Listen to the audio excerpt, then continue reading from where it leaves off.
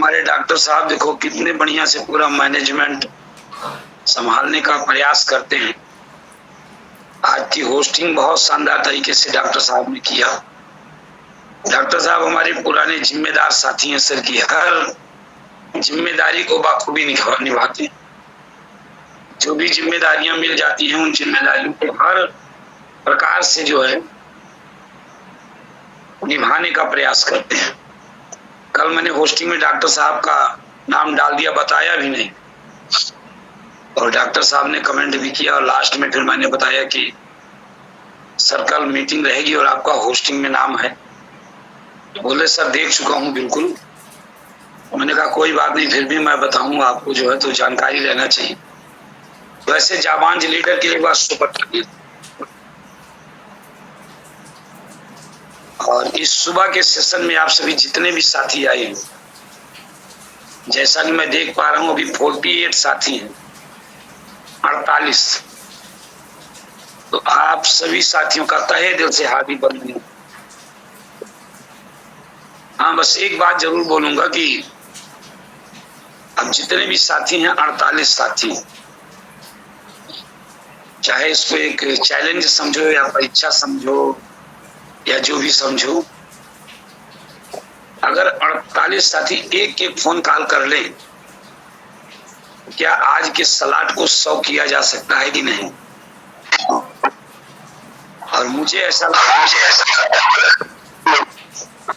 आप में से हर साथी अगर आज अपना फोन कॉल उठाए तो ज्यादा नहीं, अपने एक साथी को केवल अगर कॉल कर ले, एक साथी, और उसको बुलाओ कि भैया जिंदगी में सीखना है, कामयाबी के शिखर पे जाना है, तो अपने को सीख के ही कुछ किया जा सकता है। इसलिए सीखने का जो क्लास चलता है, आइए इसमें सीखिए। हाँ मैं मानता हूँ कि इस समय खेती का कारोबार चल रहा है। बहुत सारे साथी चूंकि अपने लोग देहात के रहने वाले हैं, किसान परिवार से हैं, तो बहुत सारे लोग खेती में इन्वॉल्व रहते हैं। लेकिन फिर भी मुझे लगता है कि अगर हम सभी साथी एक एक कॉल करेंगे तो स्लॉट फुल हो जाएगा। और खेती में रहते हैं, सही बात है, हम लोग काम करते हैं, लेकिन ये भी ध्यान देना है कि हमारे काम की प्राथमिकता क्या है। तो खेती तो प्राथमिकता है, लेकिन 1 घंटे 1.5 घंटे का क्या ये सेशन हम लोग सुबह सुबह का अटेंड कर सकते हैं कि नहीं? अगर ऐसा आपका दिल हाँ में गवाही कर जाए तो अपने हर साथी को एक एक फोन कॉल जरूर करना चाहिए सर। क्यों करना चाहिए? इसके लिए जो है मैं कई बार बोल चुका हूं, फिर भी आज इस बात को बताऊंगा फिर भी एक बार, कि अपना काम है किसी भी चीज का पुनरावृत्ति करना। यानी बार बार, पुनरावृत्ति का मतलब बार बार उस चीज को दोहराना। एक प्रोडक्ट का प्रचार दिन में टीवी पे सैकड़ों बार आता है। ना प्रचार करने वाला थकता है, ना वो कंपनियां थकती हैं, ना वो टीवी थकती है, ना हम सुनने वाले उस प्रचार को बार बार देख के थकते हैं। इसलिए वो माइंड में हैमरिंग कर दी जाती है और हमारे पूरे माइंड में वो बात घुसा दी जाती है जिस चीज का प्रचार आता है। सेम वैसे ही अपने लोगों को भी इस सिस्टम में, अपनी टीम के साथ, अपने लोगों के साथ, जिनको भी हम कामयाब कराना चाहते हैं, क्योंकि ये बिजनेस भीड़ का बिजनेस है। भीड़, इस सिस्टम में भीड़ ही काम करती है। अगर हम भीड़ जुटाना सीख लेते हैं, चाहे वो जूम की मीटिंग हो, चाहे फिजिकल की मीटिंग हो, चाहे सेमिनार हो, अगर हम भीड़ जुटाने की कला सीख लेते हैं तो नेटवर्क मार्केटिंग इंडस्ट्री में एक साधारण सा इंसान भी बड़ी कामयाबी पे जा सकता है। तो कोई बात नहीं, आज काफी दिनों के बाद मैं इस सिस्टम पे मीटिंग देने के रूप में आया हूं। अगर यूं बोले तो करीब मुझे 2 महीने हो गया। बीच बीच में कभी आ गया, जैसे एक दिन अनफॉर्चुनेट भी आ गया था जब राम सभा जी ने किसी की मीटिंग नहीं लगी थी, तो उस दिन मैं आ गया था। लेकिन अगर सिस्टमैटिक रूप से देखूं तो 14 मई को मेरी मीटिंग लगी थी और 14 मई के बाद आज मैं अगर पोस्टर बना के मीटिंग के रूप में आया हूं तो आप लोगों के बीच में 14 मई के बीच में तमाम हमारे साथ में नए साथी अपडेट हुए सिस्टम में। हो सकता है बहुत सारे साथी अभी उस तरीके से मुझे जानते भी ना हो, मेरा कुछ नहीं जानते। हाँ, ये तो जानते हैं कि मेरे अपलाइन है, सिस्टम में है तो हैं। तो मैं आप सभी साथियों को अपना संक्षिप्त परिचय देना चाहता हूँ। साथियों, मेरा नाम तेज बहादुर तिवारी है। उत्तर प्रदेश के सुल्तानपुर जनपद में देहली बाजार एक मार्केट है, उसी के बगल एंजल नाम की एक ग्राम सभा है, जहां का मैं निवासी हूँ। आरसीएम करने से पहले मैं एक दवा की कंपनी में एज ए मेडिकल रिप्रेजेंटेटिव यानी एमआर की नौकरी किया करता था। क्योंकि किसान परिवार से हूँ, पिताजी किसान है तो, और हम 2 भाई हैं, 2 भाइयों में बड़े हम ही हैं। हमारे ऊपर तमाम जिम्मेदारियां, तमाम लायबिलिटियां होने के नाते शुरू से मैं अपने परिवार का एक जिम्मेदार सदस्य रहा हूं।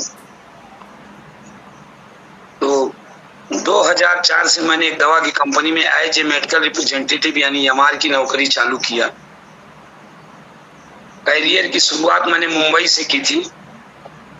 उस एमआर की नौकरी को 2001 में 2-4 महीने के लिए मैंने सुल्तानपुर में काम किया था, लेकिन 2-4 ही महीने करने के बाद मैंने छोड़ दिया था, फिर बॉम्बे चला गया था। लेकिन बॉम्बे में जाने के बाद 2-3 साल बहुत बढ़िया सब इधर उधर कई सारे काम किए। कामयाबी में एक छोटी छोटी बात भी आपके सामने निकल के आती है। लेकिन 2004 से फार्मा इंडस्ट्री में जब मैं फिर पुनः आया तो तब से अभी तक अनवरत उस फार्मा इंडस्ट्री में बना रहा और अपने घर का जो भी जिम्मेदारियां थी, जो भी जीवन यापन था, वो सब करना पड़ता था, वो करता रहा। कल शुक्ला सर के पास में बैठा था करीब 1-1.5 घंटे। शुक्ला सर बहुत सारी चीजों को मेरे बारे में जानने के बाद बोले, सर वाकई में सारी जिम्मेदारी आपके ऊपर है। मैंने कहा हाँ सर, सारी जिम्मेदारी हमारे ऊपर है। बोले पिताजी का? मैंने कहा सर पिताजी हमारे किसान थे। अब आप जान सकते हैं कि किसान परिवार के पास कितना बड़ा चैलेंज होता होगा, और खास करके उस समय जब उस घर में कोई एक जिम्मेदार सदस्य आगे बढ़ना चाहे तो। यूं आप लोग भी देख सकते हैं कि अगर आप आगे बढ़ना चाहते हैं तो आपके ऊपर कितना बड़ा चैलेंज आता है। बहुत सारी चीजें जो है वो पूछने लगे, ये कैसे, वो कैसे, वो कैसे। मैंने बहुत सारी चीजों को डिटेल में बताया। वो पर्सनल रूप में आप भी कभी मिल सकते हैं तो पर्सनल रूप में बहुत सारी चीजें मेरे बारे में जान सकते हैं, क्योंकि बहुत सारी चीजें होती हैं जिनको सार्वजनिक रूप से नहीं कहा जा सकता है। बस यूं मान लो कि एक जिम्मेदार साथी होने के नाते पूरी जिम्मेदारी अपने ऊपर थी। और जिंदगी में बड़े मुकाम पे और बड़ी कामयाबी पे वही व्यक्ति जाता है जो किसी भी काम को जिम्मेदारी के साथ करता है। आज 2 महीने बाद आप लोगों के बीच में मैं इसलिए हूं क्योंकि मेरा, चाहे समझ लो, कहते हैं कि जब आप कहीं शिखर पे बढ़ने लगो तो ऊपर वाला भी परीक्षा लेता है। उसी बीच में जैसे कैसे भी मेरा गला डिस्टर्ब हुआ और बहुत सारा उपाय करने के बाद आरसीएम का सबसे पहले मैंने ट्रीटमेंट किया, सारी दवाओं को खाया। अभी भी गामा ओरिजिनल लेता हूँ, S5 लेता हूँ। उसके बाद कुछ मैंने एलोपैथ का ट्रीटमेंट करवाया, होम्योपैथ का ट्रीटमेंट चल ही रहा है। अभी आप लोगों की दुआएं मेरे साथ है। झाड़ फूंक का भी लोग कहते हैं कि कर लो, तो उसको भी किया। लेकिन कोई बात नहीं, मैं ये जानता हूं कि जहां आप लोगों की दुआएं हैं ये गला बिल्कुल ठीक हो जाएगा, 100% ठीक होगा। स्थिति परिस्थिति बस मुझसे रहा नहीं गया, तो फिर आज ये हुआ कि चलो आवाज थोड़ा स्लो ही बोलेंगे। नहीं तो हमारे पुराने साथी जो हमारी मीटिंग ले चुके हैं, वो चाहे जूम की हो चाहे फिजिकल की हो, वो सारे साथी जानते हैं सर मेरी वॉइस। लेकिन कहते हैं कि ईश्वर कभी कभी उन्हीं चीजों की परीक्षा लेता है जिस पे आपको प्राउड रहता है सर। जो चीज आप शिद्दत से करते हो, उसी रास्ते पे समस्याएं आती हैं जो रास्ता अच्छा होता है। क्योंकि स्वामी विवेकानंद एक लेख में लिखा है कि अगर आप जिस रास्ते पे जा रहे हैं उस रास्ते पे अगर आपको कोई चैलेंज नहीं आ रहा है तो यूं समझ लेना कि वो रास्ता आपके लिए अच्छा नहीं है। ऐसा इस जगत में अच्छा मुकाम हो ही नहीं सकता है कि जिस रास्ते पे कोई बड़ा चैलेंज ना हो। मैं इसको भी मानता हूं कि हमारे लिए एक चैलेंज है, लेकिन जहां आप लोगों की दुआएं हैं ये बिल्कुल ठीक हो जाएगा, ऐसा मुझे पूरा भरोसा है। तो मैं मानता हूं सर कि इस समय भी आलस्य का समय चल रहा है, आलस्य का दिन है, क्योंकि हर जगह लगभग मंद मंद बारिश की फुहारें गिर रही हैं कहीं ना कहीं। जैसे आज हमारे यहाँ बारिश तो नहीं हो रही है, लेकिन मौसम बहुत ही सुहाना बना हुआ है, बदरी का मौसम है। रात बिरात भी बरसात हो जाती है तो सुबह सुबह उसकी ठंडी बनी रहती है, बहुत सारे लोग सो जाते हैं। तो कोई बात नहीं सर, अपनी पूरी जिंदगी में जगने का प्रयास करना, इसलिए सुबह जगने का प्रयास करना है, आलस्य को भगाना है। सर कुछ ऐसी बातें हैं जो मैं भी आपको बताऊंगा कि कैसे कामयाबी मिलेगी और कैसे मुझे इस सिस्टम में कामयाबी मिली। जैसे आज आप नए हो तो मैं भी कभी इस सिस्टम में नया था, लेकिन हो सके तो अभी भी 59 साथी अपने एक एक फोन कॉल करोगे ईमानदारी से अपनी कामयाबी के लिए, दूसरे की कामयाबी के लिए नहीं, सलाड को फुल करने के लिए नहीं। सलाड तो यूं बोल दिया जाता है कि फुल करना है, फुल करना है, बाकी फुल होने से मतलब नहीं है। कहते हैं शेर के बच्चे दो ही अच्छे, काबुल में सब घोड़े ही नहीं रहते हैं, गधों की भरमार रहती है सब। ऐसी बहुत सारी सूक्तियां हमारे बुजुर्गों ने कहा हुआ है। तो सैकड़ों गधों पे दो घोड़े ही भारी पड़ जाते हैं। तो अपने दो साथियों को इसलिए कॉल कर लो कि वो दो साथी आपको भविष्य में बड़ी कामयाबी के मुकाम पे लेके चलना चाहते हैं। इसलिए अगर आपका दो साथी इस मीटिंग में अवश्य होगा और वो ये बात सीखेगा तो वो भी आपको बड़े मुकाम पे लेके जाएगा। दवा की कंपनी में काम करते करते सर मुझे कई बार नेटवर्क इंडस्ट्री मिली, लेकिन मैं नेटवर्क इंडस्ट्री को बड़ा सीरियस नहीं मानता था, मजाक बनाता था, इसको चिढ़ाता था। क्योंकि जो है छोटा सा अनुभव, मैं एक छोटी सी कंपनी में एक बार चला गया था, ये बात 98 की है। एक मनी ग्लोबल नाम की कंपनी, उस कंपनी को मैंने ज्वाइन कर लिया था, जो चिट फंड कंपनी थी, मनी सर्कुलेशन था। 2100 की ज्वाइनिंग हुआ करती थी, किसी साथी ने हमें बताया, प्रेरित किया, मैंने उसको ज्वाइन कर लिया, ज्वाइन करके काम किया। कई महीने तक दौड़ लगाया, कोई जुड़ा नहीं, क्योंकि 2100 रुपए देने के बाद 1 रुपए का कोई प्रोडक्ट भी नहीं मिलता था। वो टोटल मनी सर्कुलेशन था, 5 लोगों में गिफ्ट पैकेज के रूप में बढ़ता था। ऐसा होने के बाद जब अनुभव मुझे मिला और कोई जुड़ा नहीं, मेरा पैसा निकला नहीं, 6 महीने बाद कंपनी बंद भी हो गई। एक अनुभव जो था वो कड़वा अनुभव मिल गया। और अपने यहाँ कहते हैं कि दूध की जरी बिलार माठा फूंक के पीती है। ऐसा लोग बताते हैं कि अगर एक बार कहीं अनुभव सही नहीं रहा तो अगली बार हम लोग उससे डर जाते हैं। मैं भी नेटवर्क मार्केटिंग से बहुत घबराता था, नहीं करना चाहता था, लेकिन ये प्रभु की कृपा होगी कि आज के 7 साल पहले 7 जुलाई 2018 को RCM अभियान में मेरा आगमन होता है। प्रभु की कृपा रही होगी, मेरा कोई रोल नहीं था। हमारे एक सीनियर, हमारे चाचा जी को प्लान बताने के लिए आए थे। संयोग ऐसा था कि मैं वहां पे बैठा था, जो बातें सर बोल रहे थे वो बातें मुझे अच्छी लग रही थी। मैंने उन बातों को सुना, सुनने के बाद ढेर सारा क्वेश्चन किया। क्वेश्चन करने के बाद मैं संतुष्ट हो गया और इस सिस्टम को ज्वाइन कर लिया। तो आप में से भी सभी साथी, जैसा कि मैं देख पा रहा हूं कि 62 साथी हैं, तो आपके सभी के सभी ने, मुझे ऐसा लगता है कि RCM ज्वाइन ही किया होगा। और बिना ज्वाइन किए जो है आज इस जूम मीटिंग में आप नहीं है। हो सकता है अपवाद स्वरूप की कोई साथी किसी के साथ बैठा हो या ऐसे आ गया हो। पूर्व पुरुष बली नहीं होता है, समय होत बलवान। तो भीलन लूटी गोपिका वही अर्जुन वही बाण। समय समय की बात होती है, हर समय एक जैसा नहीं होता है।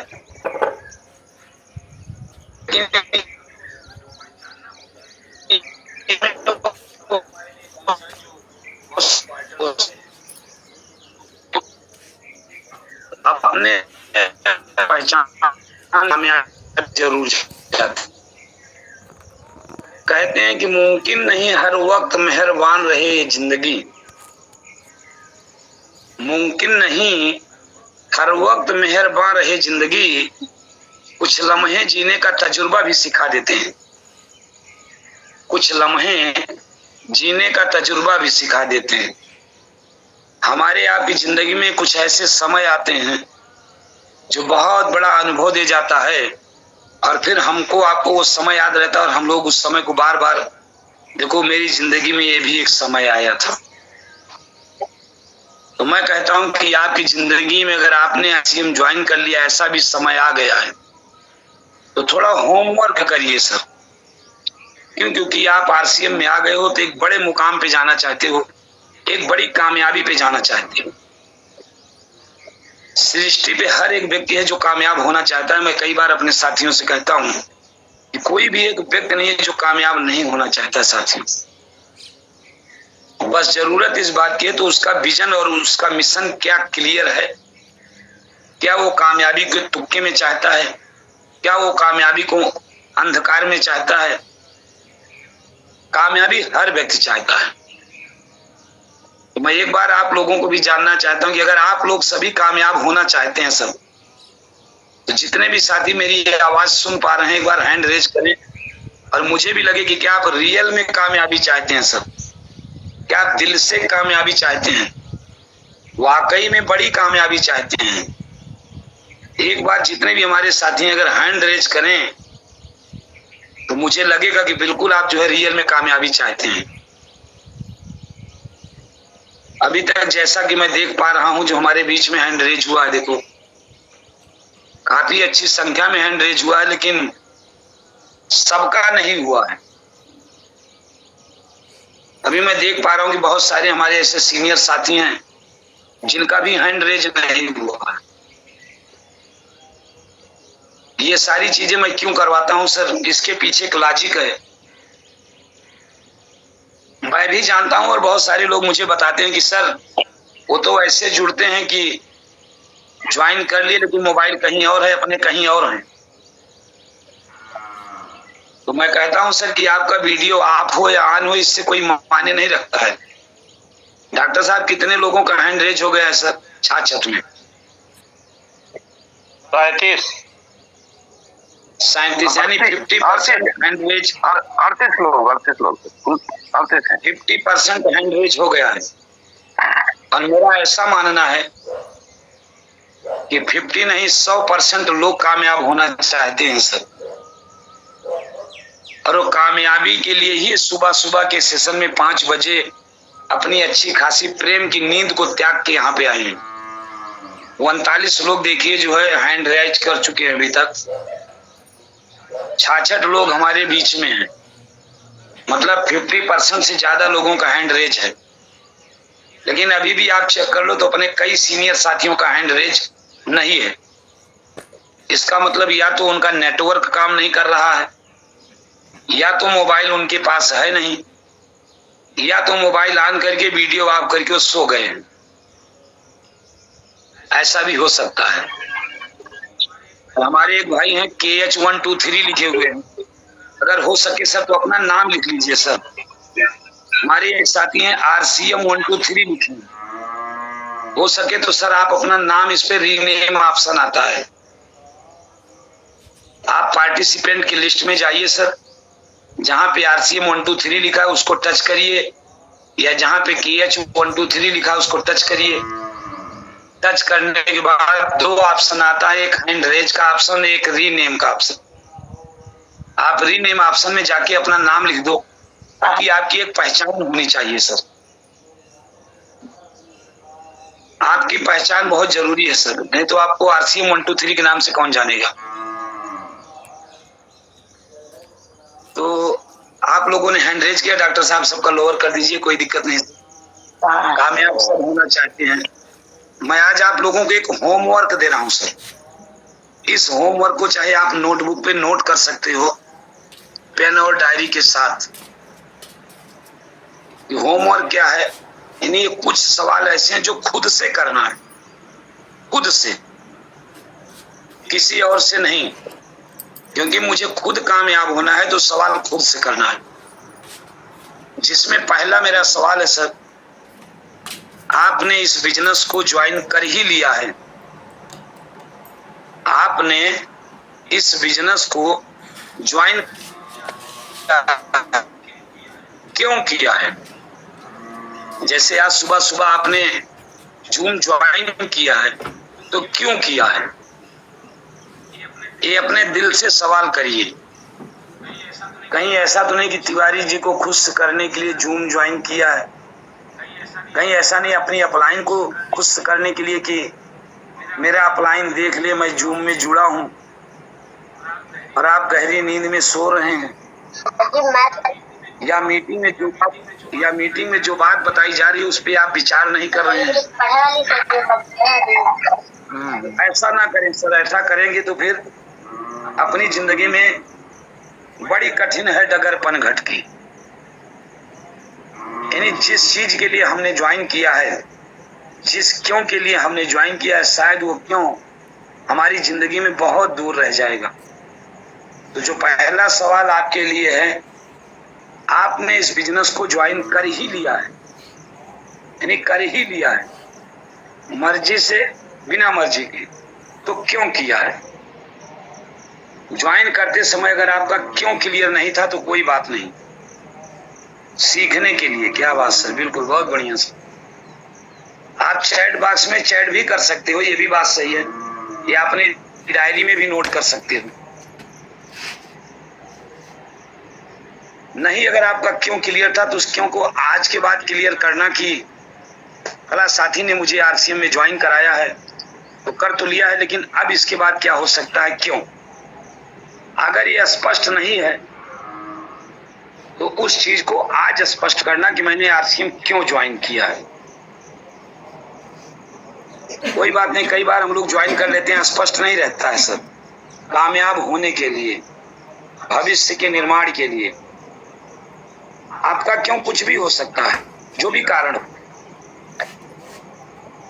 आप अच्छी शिक्षा के लिए, अच्छे ज्ञान के लिए, अच्छे संस्कार के लिए बोलना नहीं जानते हैं बढ़िया, तो नेटवर्क मार्केटिंग में लोग बढ़िया बोलना सीख लेते हैं, इसके लिए, या समय की आजादी के लिए, अनलिमिटेड पैसा कमाने के लिए, या सुरक्षा के लिए, या पूरे भारत में आप अपनी पहचान बनाना चाहते हैं, उस पहचान के लिए, मान सम्मान के लिए, दुआओं के लिए, किन चीज के लिए आपने ज्वाइन किया है?